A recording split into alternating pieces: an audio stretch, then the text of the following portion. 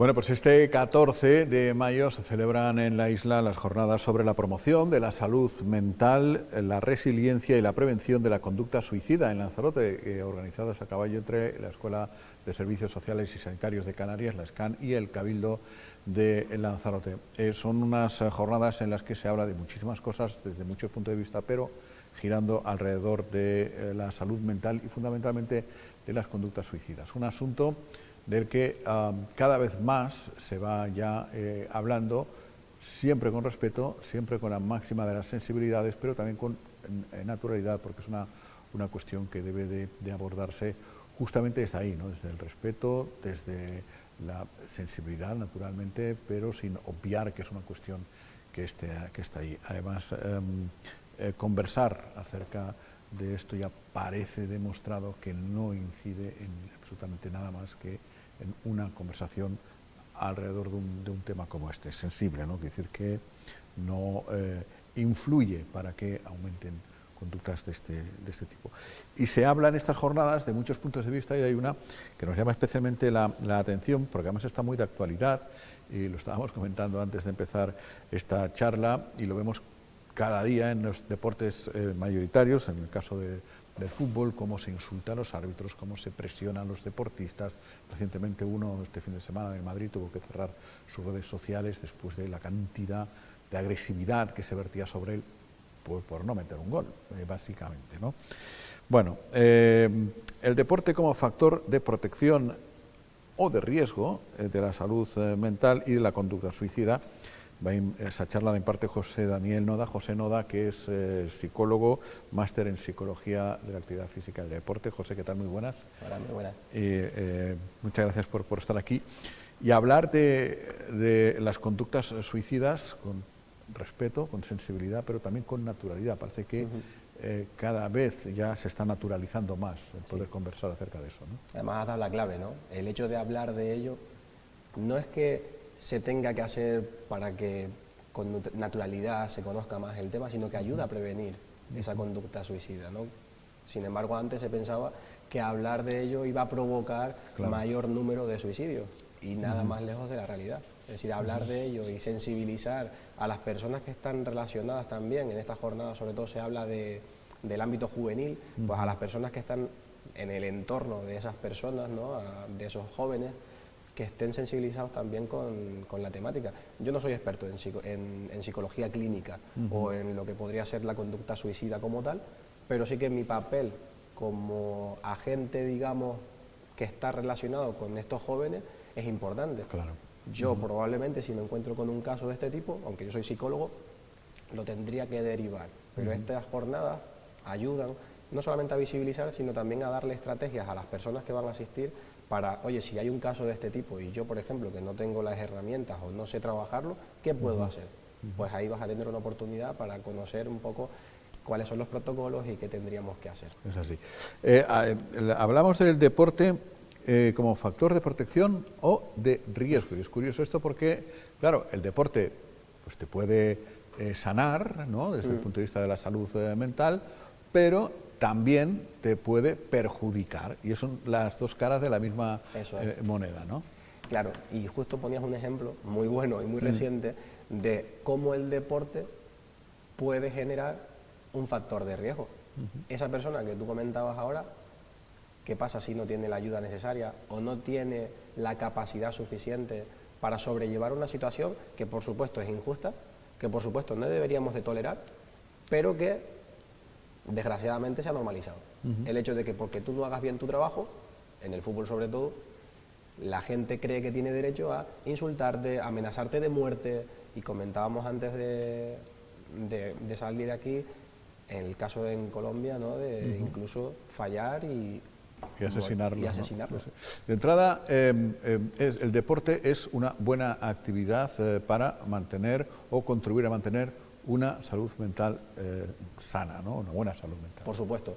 El deporte, si se reúnen las condiciones necesarias, tanto por la persona que practica deporte, como sobre todo por las personas que están alrededor, y más en edades tempranas, es decir, que tenga unos buenos educadores alrededor, ¿no? Que los objetivos sean objetivos de disfrute primero y luego de rendimiento si hay que ponerlos, pero primero pensando en que la persona que hace deporte, antes de deportista, es persona, por lo tanto hay que cuidar a esa persona para luego empezar a hablar de resultados, por ejemplo, y luego que el deporte, por supuesto, tiene beneficios a nivel biológico, ¿no? La famosa liberación de neurotransmisores como la dopamina, la serotonina, la oxitocina, endorfinas, que todo eso ayuda a regular el estado de ánimo y está genial. O sea, si a mí me preguntan, tienes que decirme rápidamente si el deporte sí o el deporte no. El deporte sí, siempre. Eso quitamos la duda. Pero hablamos de factor de riesgo también, porque hoy, y más con las redes sociales, más con cómo se está, no solamente en el deporte, sino en la sociedad, donde no está bien parecer que necesitas ayuda, donde no está bien pues demostrar que hay días malos. Y en el deporte, ahí hay un factor, o hay un concepto del que se habla también en la jornada, que es la resiliencia, y tendemos a pensar que la resiliencia es lo mismo que no sufrir o ser capaz de ir con todo. Tipo duro o tipa dura, ¿no? O sea, cuando miramos a un deportista, ¿no? Si le preguntamos a los niños, o le preguntamos incluso a la gente adulta, vemos a Rafa Nadal y le ponemos una capa de superhéroe. Ya, sí. Y lo parece. Parece que no fallen nunca, ¿no? Pero no es un superhéroe. Bueno, de hecho, cada vez más también está saliendo una tenista que no puede afrontar determinados torneos pues porque no está bien desde un punto de vista de la salud mental, un futbolista que también muestra alguna debilidad. Es verdad que ya hay, bueno, pues también, y es importante que, pues como cualquiera de nosotros que nos dedicamos a lo que sea, tenemos días mejores, días peores, tampoco hay que frivolizar con la palabra depresión, que eso es otra cosa ya bastante más seria, pero sí que los estados de ánimo varían y no pasa nada por mostrarlos, al contrario, estás contribuyendo a normalizar todo esto y a que tus propios hijos o seguidores, en el caso de los deportistas, pues algún día tienen una cosa chunga, pues dicen, pues, bueno, pues a mi ídolo también le pasa, ¿o no? La verdad es que en eso han contribuido muchísimo deportistas de alto rendimiento que sin ningún tipo de miedo o tapujos ha hablado de problemas de salud mental. Me acuerdo de Morata, que en algún momento ha dicho que ha tenido algún problema de salud mental, Ricky Rubio, si no recuerdo mal, también. Paula Badosa, recientemente en el tenis ejemplo, femenino. Michael Phelps tiene incluso un documental en el que habla de ello y ya lo ven como, oye, esto es una necesidad de que la gente lo sepa para normalizar algo, que normalizar en el sentido de que ellos también tienen dificultades, no normalizar que estar mal está bien, sino estar mal es normal también, pero hay que buscar ayuda. El problema del deporte, cuando la gente lo utiliza como único recurso o única herramienta para estar bien, es que yo discuto con mi pareja y me voy a correr. ¿Me puede ayudar? Sí, pero el problema de la discusión sigue estando en casa. Claro. Es decir, en algún momento lo tengo que enfrentar, ¿no? O tengo un problema en el trabajo, voy a correr, hago deporte. Me viene muy bien por todo esto que hablamos a nivel biológico, a nivel psicológico, a nivel social, ¿no? Que eso ayuda a regular mi estado de ánimo. Pero el problema sigue estando en casa. Es decir, el problema no se resuelve solo. Lo que estoy haciendo con el deporte, si no afronto el problema, es una conducta de evitación. Con lo cual estoy utilizando el deporte como una barrera para enfrentarme al problema. ¿Me ayuda? Sí, en el corto plazo, pero a medio y largo plazo ese problema se puede ir agravando. Y si encima eres un buen deportista y corres muy rápido, llegarás antes al problema que tenías. Exacto. ¿No? Esa cada final también. Y bueno, de hecho en deportistas de élite se han dado casos de suicidio, en waterpolo, creo, recuerdo el portero Pedro Rollán, que también que llegó hasta la autólisis. Pero hablamos de deportistas de élite. Un episodio de enfermedad mental o problema mental lo podemos sufrir cualquiera y en cualquier momento. Nadie estamos libres de eso, ¿no?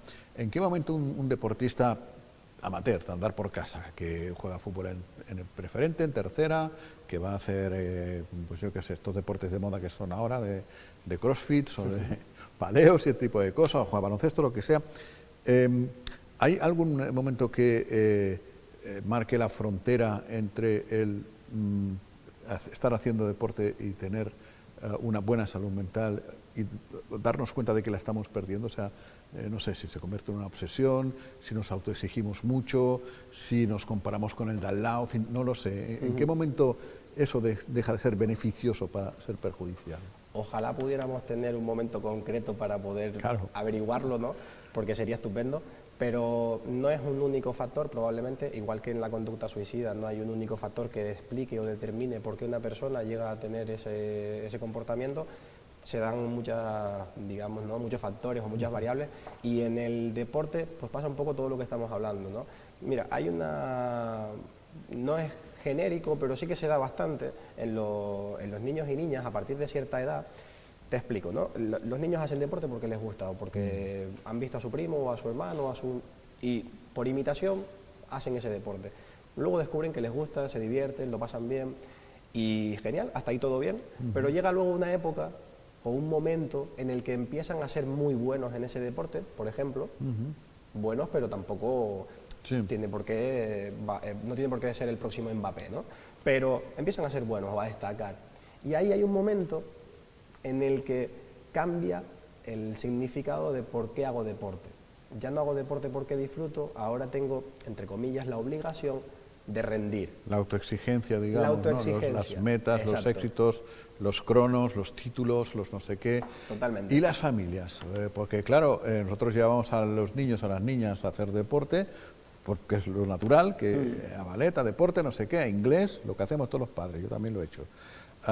Pero llega un momento que también nos creemos que tenemos a nosotros, al Messi o al no sé cuántos, a LeBron James, empezamos a meterle presión. Eso es. ¿Existe, me refiero si existe como para poderlo comentar así públicamente, es algo que se da con frecuencia eso? Cada vez menos, creo que porque las familias ya están también, ¿no?, más sensibilizadas con este tema, pero en el afán de querer ayudar, porque yo siempre digo lo mismo, no creo que ningún padre o ninguna madre quiera perjudicar a su hijo o a su hija, ¿no? En el afán de querer ayudar, ¿dónde está la fina línea entre motivar y presionar? Claro. Otra cosa, que la motivación está muy sobrevalorada, porque entre motivación y disciplina yo me quedo con disciplina. Yo puedo ir a trabajar sin motivación, pero hago mi trabajo. Si la disciplina está ahí. Si no hay disciplina, el día que no hay motivación, hasta luego, ¿no?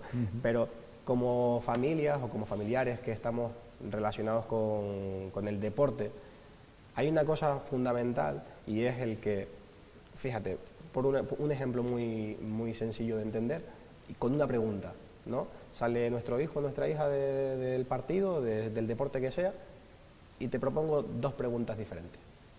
¿Qué tal el partido? ¿O cómo quedaste? ¿Cuál elegirías? Yo siempre suelo decir qué tal el partido. Vale. Mi hija juega baloncesto y siempre que termina qué tal el partido. Y la siguiente pregunta, voy a ser muy sincero, es ¿y qué tal has estado? ¿Has metido, no has metido? Genial, pero fíjate que cuando tú le preguntas qué tal el partido, le das la posibilidad de que te hable de lo que quiera. A lo mejor te habla del resultado. A lo mejor lo primero que te dice es, pues perdimos. Y ahí ya tú le dices, bueno, pero ¿y qué más cosas pasaron en el partido? Pero si le preguntas cómo quedaste, le estás diciendo de alguna manera que lo que te importa es el resultado. No te importa si conoció a alguien en ese partido, si hizo amigas, si se lo pasó bien, si jugó de una posición que nunca había jugado. Entonces, simplemente con una pregunta, nosotros estamos marcando, no digo el destino, porque tampoco quiero ser tan alarmista. Le estamos metiendo presión, pero ya estamos metiendo algo de presión. Ahora, si te digo cómo has estado, lo que sea, ya es cómo has quedado, ya es capaz que interpretan, bueno, ahora se va a interpretar que hemos perdido por mi culpa o solo me dan valor, y es un poco lo que pueden entender, solo me dan valor si gano. Si no gano... Vamos a juntar las dos partes, es decir, nos encontramos con una persona que hace X deporte y entra en un episodio de mala salud mental, ¿no? Y de malos pensamientos y demás. ¿Es recomendable el deporte para salir de ahí? Quiero decir... Buena pregunta. ¿Cómo se sale de ahí? O sea, para no entrar en bucle hay que cambiarla de deporte, hay que volver a regresar. ¿Cómo se maneja esa situación? Una persona que ha disfrutado muchísimo, por ejemplo, jugando a tenis, y que de repente lo odia por lo que sea y entra en un episodio de crisis. Lo primero sería entender qué le pasa, ¿no? Porque a lo mejor no es un odio que tenga con el deporte en sí, sino con algo que ha pasado en su vida mientras hacía ese deporte y asocia ese acontecimiento al deporte que practica, ¿no? Por lo tanto, lo primero sería averiguar qué es lo que está pasando detrás, qué le pasa a esa persona, para que ahora, de repente, después de haber disfrutado muchísimo de ese deporte, resulta que ahora no lo disfruta tanto. En el caso que tú ponías al principio, ese jugador que llevará toda la vida jugando a fútbol, ahora se encuentra en que debuta en el primer equipo del Real Madrid, y tiene que cerrarse las redes sociales o tiene que aislarse del mundo porque le ha pasado esto. Puede ser que ahora, no lo sé, pero podría ser que llegue a plantearse, esto no está hecho para mí, o porque sería bastante lógico, ¿no? No soportar esa situación. Entonces, lo primero es arreglar o solucionar su visión o su gestión, mejor dicho, emocional de lo que está pasando.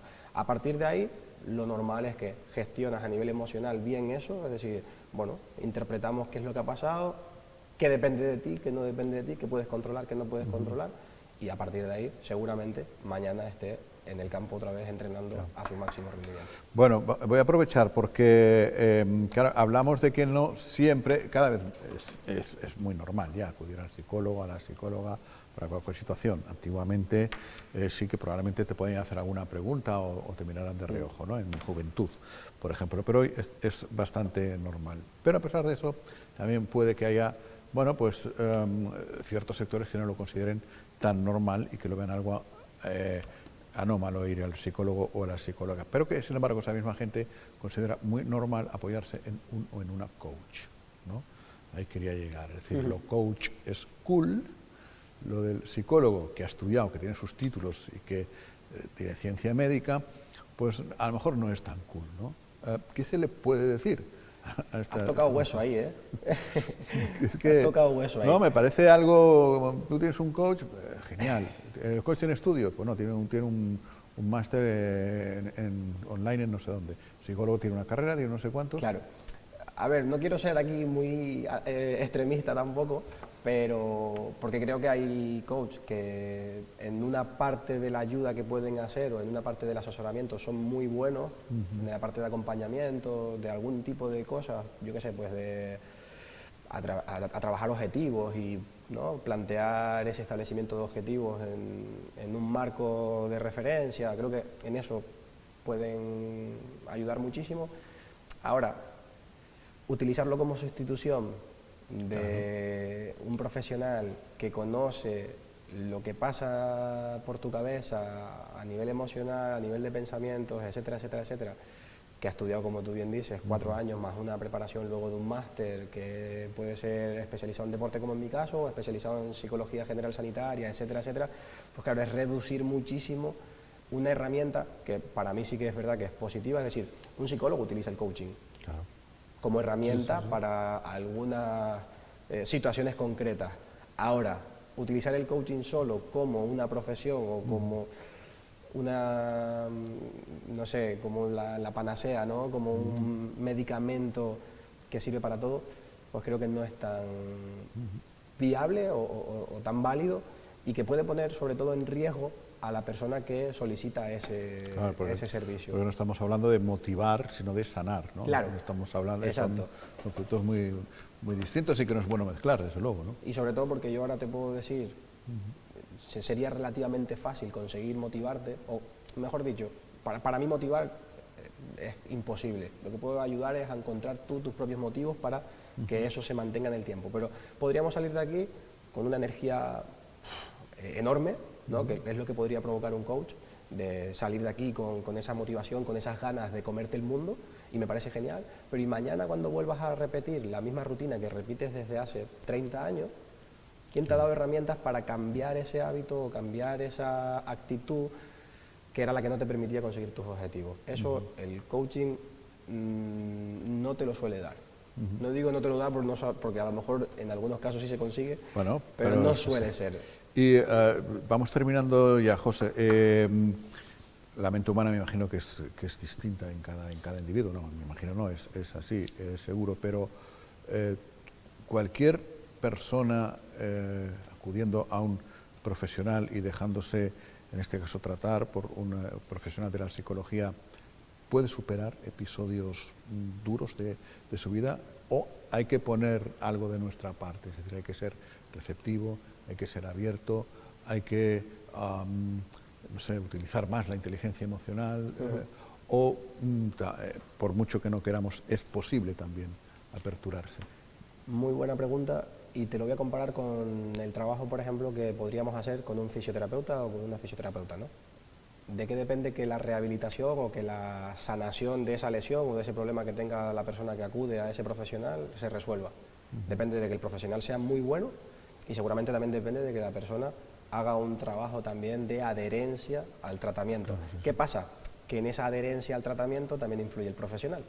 Si el profesional trabaja bien y sabe cómo convencer, entre comillas, a esa persona de, oye, lo que tenemos que hacer es esto, esto y esto, por esto y esto y esto, pero sí que es verdad que hay una parte de que esa persona necesita, o necesitamos que esa persona vea esto como una herramienta positiva y que le va a cambiar ese problema o esa dificultad que tiene.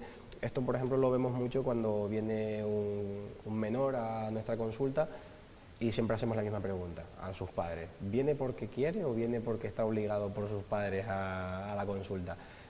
No es que cambie la forma de tratarle, pero por lo menos sí que me da un aviso de, vale, hay que trabajar más en la alianza terapéutica para convencerle de que esto le va a servir. Si ya viene convencido, que cada vez más, y por suerte, incluso en jóvenes, nos llega la demanda por parte del propio niño o niña, no tanto ya los padres, o sea que eso es una maravilla, que hace 20 años eso era impensable. Sí, tanto.